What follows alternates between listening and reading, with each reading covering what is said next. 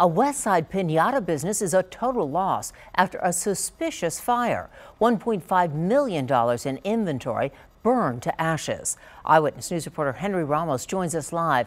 And Henry, do investigators suspect arson?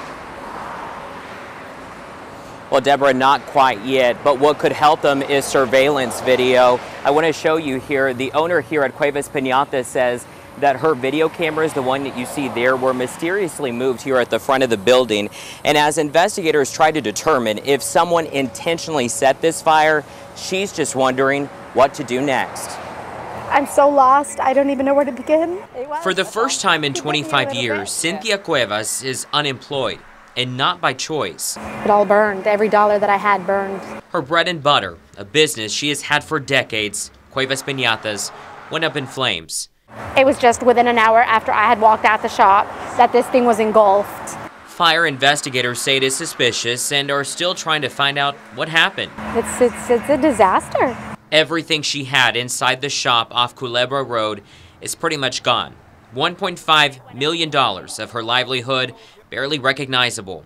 Every inch of this property had a piñata. There's probably over 50,000 piñatas that fit in this whole space, and I had probably 60. And that's not even exaggerating. And she had just opened back up after closing down for a year due to personal reasons. August 1st was our first day back open. October 1st, 2nd, I'm empty-handed. The self-made business owner is literally picking up the pieces, trying to salvage anything that is left.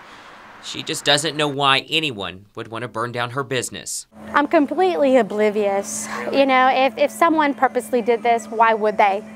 You know, if I owed you $10, this is $1 million, it makes no sense. If I owed you a piñata, really?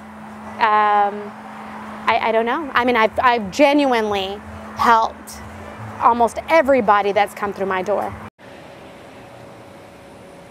And more than 24 hours after the fire, I do want to show you here, Cuevas, among other volunteers, are still out here working in the dark, trying to salvage anything that they can. And Cuevas does really need your help because she says since she just reopened a year ago, the only entrance that she had was just on the building and it was minimal coverage.